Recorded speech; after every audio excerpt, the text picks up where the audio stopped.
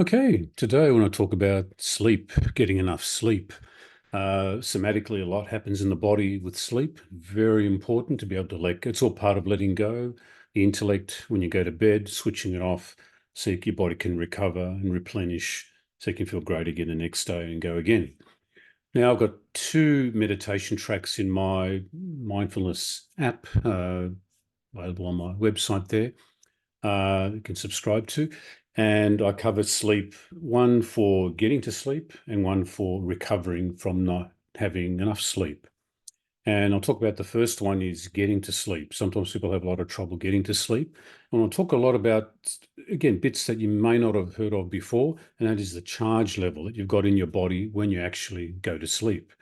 Uh, so what we mean is what is the energy level and the life force in your body, the energy that you've got unused from the day that's sitting there. So if it's a high charge, that means you've got energy you haven't used. And that happens to me occasionally because a lot of my work is sitting down with seeing clients during the day. And when it gets to the end of the day and I'm about to go to bed, I'm still sort of fidgety and edgy. And if you try to go to sleep then, if I haven't had a chance to go for a walk enough, if you try to go to sleep then, very hard. You'll be tossing and turning and the head will be racing and all that. So what I do is get on my little stationary exercise bike and just go flat out on that for a couple of minutes. And I'm watching what my body is doing with the discharge of that energy. And then so I'm really putting a bit of effort in uh, and letting go whatever energy there was excess from the day. And at some point you'll feel, I can tell that this is the relief and we're ready to go. And then go lie down, go to bed and sleep like a baby. Now, the opposite can happen is where you're going to go to bed at night and you're tossing and turning again because you're exhausted, because you don't have enough energy and your body can't even go to sleep because you're just too depleted, too low charge. In those cases, I'll get up and meditate or lie back in bed, put on a track and play it.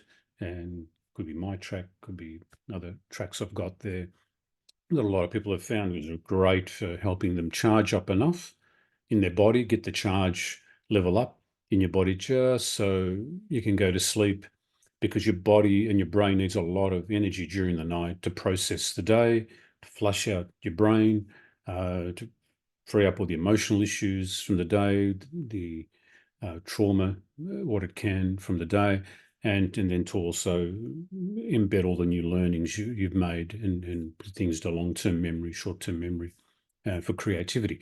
That has to be done, takes a lot of energy to do that, right? And so you can't go to sleep depleted. You've got to have some level of energy there that can be used to do all that at night. So meditation is fantastic for that because you quieten everything down, you're staying alert, but you're building charge, you're building energy. Uh, and then eventually you can nod off and sleep like a baby again. So very important. So I've got two great tracks, one great track, sorry, for that going to sleep. Then there's also, what if you don't get enough sleep? What happens the next day? Well, I've got a recovery sleep meditation that, again, in the app you can use that you can play when you've going through the day and it's mid-morning and you're just exhausted because you didn't sleep enough. Best thing you can do is sometime in that morning, sometime in that afternoon, is to put on uh, maybe my track or whoever's track, or even just yourself, go into meditation or take a short nap. 25 to 30 minutes is normally the max. Some people 30 minutes is too much because it drops into the sleep cycle too far. So normally I found with me it's 25 minutes. If I haven't slept enough, it's taking some point during the day, especially after lunch, and having that 25-minute nap, setting the timer. Um, and waking me up to 25 minutes. If it goes longer than that, and I'm going to wake up groggy and then you're feeling even worse. Not only you're tired, but you're groggy because you're in that delta state of sleep that your brain is trying to get you in. So meditation, you can meditate or you can have a little nap. That works really well. Meditation is very powerful. If you do a 20, 30-minute meditation on recovery and letting your body recharge itself and actually do some of the functions that you missed the night before because of the lack of sleep. So that's pretty important as well. So that can help. Now, those cycles that happen, your ideal level of sleep is really 7.5 to 8 hours. And I think it was Matthew Walker wrote a great little book on why we sleep, came out about 6 years ago from the recording of this program. Highly recommend it. And the bottom line is you've got to get 7.5 to 8 hours sleep. 7.5 is my sweet spot because it's exactly 5 cycles of sleep. So whenever I go to bed at night, I look at the time I'm going to bed. I add 7.5 hours, and that's the time I'll wake up if it's possible. If that's too late, then I've got to go back a cycle plus that 25 minutes. So very important to know that if you don't want to wake up groggy. Rarely happens to me now because I'm always planning to wake up during that the coming out of a cycle or the first 25 minutes of going into the next cycle. So when you sleep at night, you're roughly 90-minute cycles, give or take a bit. Sometimes some people, it's longer, but the average is about 90 minutes. First 25 minutes, 30 minutes, like I said, is that deepening. And so if you wake up at the 25-minute mark, you can be feeling fine. After that, once it gets past that 30-minute mark, you're in delta sleep. So you're going to stage 3, delta deep sleep, which is restorative for the physical body. That will go for about 40 minutes. So you've got the 30-minute first stage, 40-minute second stage, and then the final phase.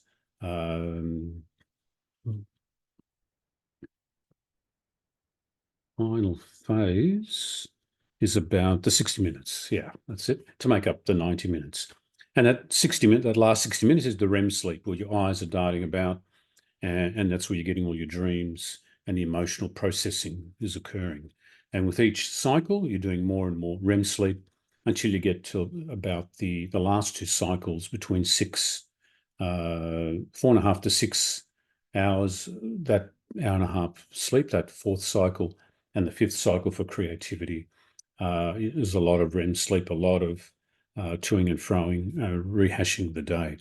If you find you wake up if you're one of those that wakes up after say about 4.5 hours, which is after the first 3 cycles, the first 2, 3 cycles is really flushing out your brain. The cerebral fluid comes into your brain in those first few hours and just flushes out all the toxins, all the waste products, does what your lymphatic system does for your body, and that flushes out the physical aspect of all the buildup that happened in your brain, which is like everything that's left over in your kitchen in the day that you just didn't have time to put away or throw away.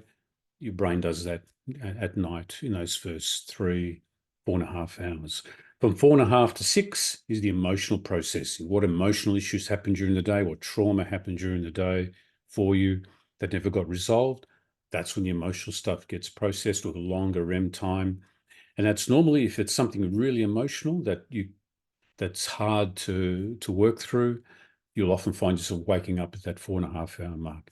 If that happens, that's a red flag to say, okay, I've got something pretty emotional here that I need to deal with. May have happened that previous day or the previous week, or something triggered something that's been in your system for a while that you haven't resolved, and it's pretty big, and you couldn't deal with it. So you had to wake up at that 4.5 hour mark because you're starting to go into that deep trauma release work. So really you want to spend some time after that in the day to sort through what is it emotion that's upsetting me before it gets too bad and causes reactions and health issues. So that's a little clue there. If you wake up at 4.5 hours, your body's not ready to go into the emotional processing. If you sleep through that at 6 hours, a lot of people only sleep 6 hours. Not good for your health. You can get by in 6 hours. I can get by in 6 hours, but I can feel the difference because you lose that vital last cycle between 6 hour mark and the 7.5 hour mark, plus a little bit to get to the 8 if you want to do 8, which is your creativity, which is everything you've learned in the previous day gets filed away, gets added to new neuron creations. Because the 2 lower brains have now flushed out, they're satisfied. Now your thinking gets to be updated, where your creativity improves. Productivity goes up because you have new ways to do things. Your learning goes up. Everything you've learned that previous day gets sorted in and attached to where it can be used.